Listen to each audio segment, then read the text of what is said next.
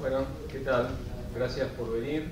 Yo lo que voy a hablar es específicamente del mercado accionario americano, y específicamente evaluación. Bueno, después de la caída del mercado en el 2009, el mercado subió más que se triplicó. ¿Okay? En los últimos 7 años el mercado subió un 220%. La pregunta que hay que hacerse es, después de esta suba, ¿qué significa esto en términos de evaluación? ¿No? ¿Es un mercado caro, barato o correctamente evaluado? Hay dos técnicas para evaluar el mercado. Estas técnicas se las explico muy rapidito, pero lo que a mí me gusta de estas dos metodologías es que se calculan en forma totalmente distinta. Una está enfocada en los activos de las empresas, y son datos completamente distintos. No es únicamente empresas que cotizan en bolsa, sino todas las corporaciones en Estados Unidos. Entonces lo que se compara ahí son precios de mercado versus el valor económico de estas empresas, ¿no? Son datos que los publica escondidos por ahí la Reserva Federal. Eso es lo que se llama costo de reemplazo. La otra metodología es una metodología que está basada no tanto en activos, sino en la generación de caja, ¿no? Y ese es el famoso, bueno, para los que lo conocen, es lo que se llama el price earnings que creó Robert Shiller, que es un profesor de la Universidad de Yale. Y ahí el cálculo es distinto. Ahí es el precio de mercado, ¿no? Comparando, por ejemplo, el precio de mercado del índice S&P 500 con respecto a un promedio de ganancias de los últimos 10 años de estas compañías, todo ajustado por inflación. Entonces, ven que son dos metodologías totalmente distintas. Una basada en activos, valor económico, y otra basada en generación de caja. Lo bueno que tienen es que tienden a dar los mismos resultados. Al dar los mismos resultados, lo que hacen es, de alguna manera, verifican la efectividad de las metodologías. Y ¿por qué es una metodología de evaluación efectiva? Es una metodología de evaluación efectiva porque tienden a predecir los retornos futuros. No los retornos de corto plazo, pero sí los retornos de largo plazo. Es decir, que si los mercados están sobrevaluados, lo que va a ocurrir es que en el tiempo los retornos van a ser muy por debajo del promedio para los inversores. Y al revés, si uno se encuentra en un mercado que está subvaluado, lo que va a ocurrir es que en el tiempo, y estamos hablando de décadas, los resultados van a ser, en promedio, van a ser superiores. Ok. Acá lo que les muestro, y son varias cosas que se pueden ver del gráfico, es que si ustedes ven ahí un promedio, ustedes cuando ven un gráfico de estas características, uno puede sacar un promedio, ¿no? Que es lo que está ahí marcado como 0. Esto está en escala logarítmica, no le den mucha importancia. Pero lo que pueden ver es que la serie, estos son 110 años, es una serie que tiende a revertirse al promedio. ¿Ven? No es algo que... Esto es evaluación.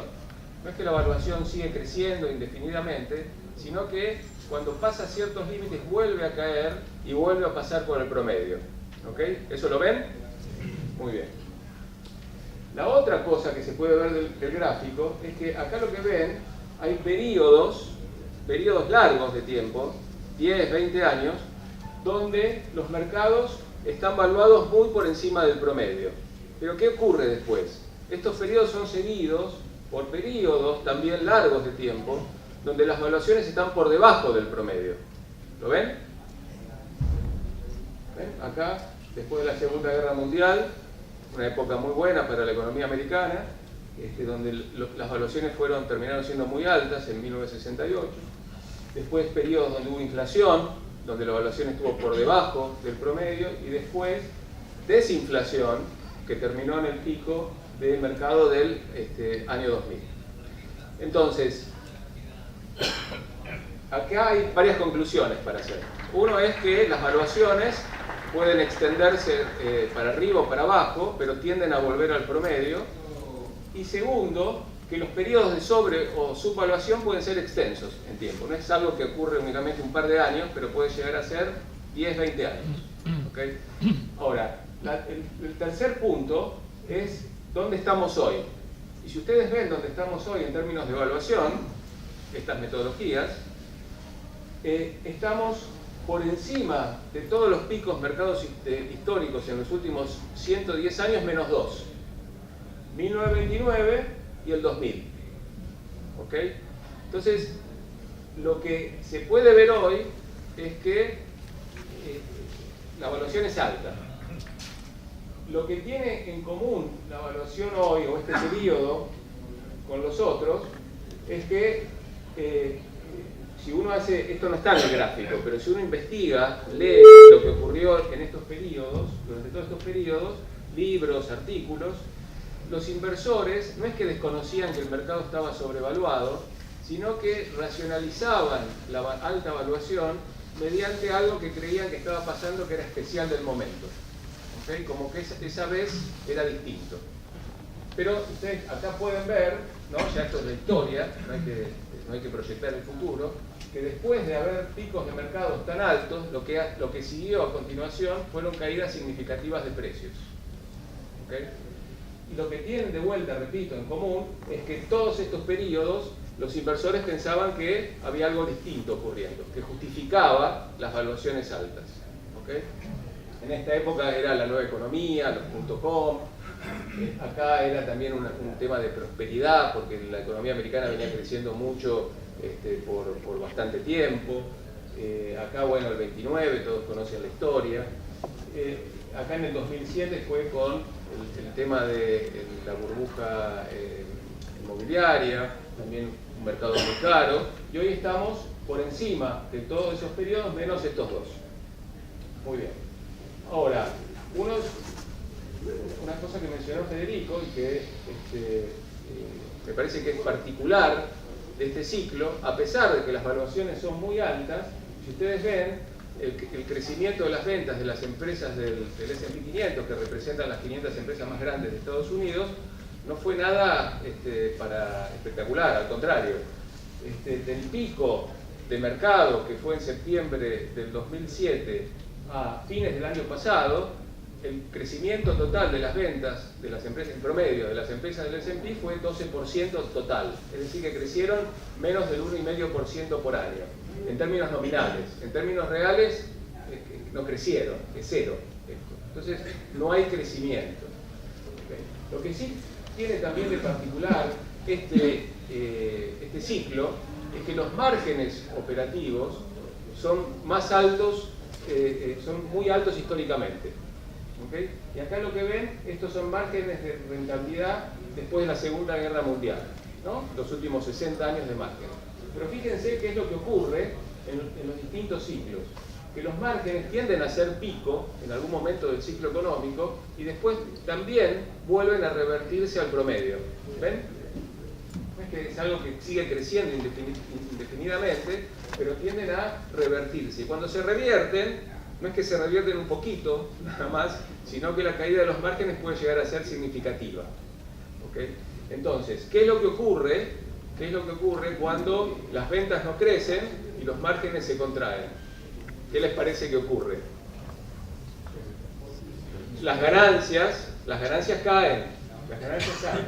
Si ustedes ven, esta es la variación anual de las ganancias corporativas. Y lo que se ve acá, que el último año cayeron un 15%. Eso es algo poco común. Es poco común. ¿Y por qué digo que es poco común? Porque si ustedes ven la historia de la variación de las ganancias corporativas de las empresas de Estados Unidos, esto únicamente ocurrió, salvo 1986, durante épocas recesivas, donde hay recesiones. ¿Okay? Este gráfico, estas líneas en gris que ven acá, son recesiones. Y hubo 12 recesiones desde la Segunda Guerra Mundial. Y fíjense que este pico de caída en las ganancias corporativas únicamente coincide con recesiones salvo 1986. ¿Okay? Salvo, 1987. ¿No? ¿Se acuerdan que una caída muy grande del mercado, que cayó 20% en un día? Entonces es algo que es llamativo. Entonces la pregunta que uno debería hacerse es, bueno, ¿cómo puede ser que si los fundamentos se están deteriorando de las compañías americanas, ¿por qué el mercado sigue tan alto? ¿No? Eso por lo menos me parece que es una pregunta que uno debería hacerse. Como dijo José, tampoco no es que el mercado ha tenido un performance, un retorno muy alto. En realidad los últimos 18 meses, los niveles de hoy del mercado accionario son iguales a noviembre del 2014. O sea que ya hay 18 meses donde el mercado hizo ruido, bajó y subió, pero en realidad al final no hizo nada. Está a los mismos niveles que hace un año y medio. Pero sin embargo está a niveles muy altos de evaluación. Y la razón, me parece que todos los que leemos el diario, creo que todos la sabemos, que tiene que ver con políticas monetarias, ¿no? Donde hay un banco central que hizo parte de su política monetaria tratar de inflar los activos financieros, todos, ¿no? No es únicamente las acciones, sino también bonos corporativos, y crear este efecto de riqueza para estimular la economía, ¿no? El problema con el efecto de riqueza es que no es simétrico. Puede ser que ayuden, ¿no? La gente se siente un poquito más rica y por eso consuma más, pero cuando las cosas caen, se sienten más, es decir, es asimétrico, ¿no? Como que el efecto pobreza prevalece sobre el efecto riqueza. Por lo tanto, lo que estamos viendo hoy es que fundamentos que se están deteriorando por ahora y un mercado que está en valuaciones históricas muy altas. ¿Okay? Entonces, ¿cuáles son los aspectos a considerar para aquellos que les interese o quieran invertir en el mercado accionario? Es que, bueno, dado el nivel de precios actuales, los retornos anuales para la próxima década iban a ser muy bajos. Y para eso no hay que ser muy adivino. Si lo quieren tomar como ejemplo, por ejemplo, en el 2000 el mercado llegó a alcanzar 1540, 1550, ¿no? El S&P 500. Y pasaron 13 años y en el 2013 estaba a esos niveles. Inclusive a los niveles de hoy, que también, dadas las metodologías que mencioné, muestra un mercado sobrevaluado, el crecimiento de los últimos 16 años del mercado accionario, si tomamos el 2000 como base, fue apenas un 2%, lo cual yo no creo que a nadie le interese invertir en acciones, un activo que es tan volátil, para ganar un 2% o 3% nominal por año. Entonces, lo que para inversores que tienen un plazo largo y que son pasivos, de lo que se llama buy and hold, de comprar y mantener las posiciones, no deberían esperar, en promedio en realidad deberían esperar retornos muy bajos, por lo menos por la próxima década. La otra variable a considerar es que si se siguen deteriorando los fundamentos económicos de las empresas americanas, va a ser muy difícil poder sostener estos precios, ¿no? Debería revertirse este crecimiento negativo y convertirse en crecimiento de ventas, una vuelta a una mejora en los márgenes, lo cual me parece que si uno seguía por la historia parecería como difícil, ¿no? Parece que esos márgenes en este momento del ciclo deberían tender a seguir contrayéndose. Y lo último que voy a mencionar es que las políticas monetarias ayudan a los inversores, pero ayudan especialmente cuando los fundamentos también son positivos. El problema es qué pasa si uno invierte únicamente basado en políticas monetarias e ignora completamente los fundamentos. Personalmente a mí me parece que es algo que tiende a ser más del lado especulativo, más que el lado de inversiones, cuando únicamente una inversión se basa en políticas monetarias. Bueno, esto es únicamente lo que les quería mostrar y le cedo a Julián para que siga la...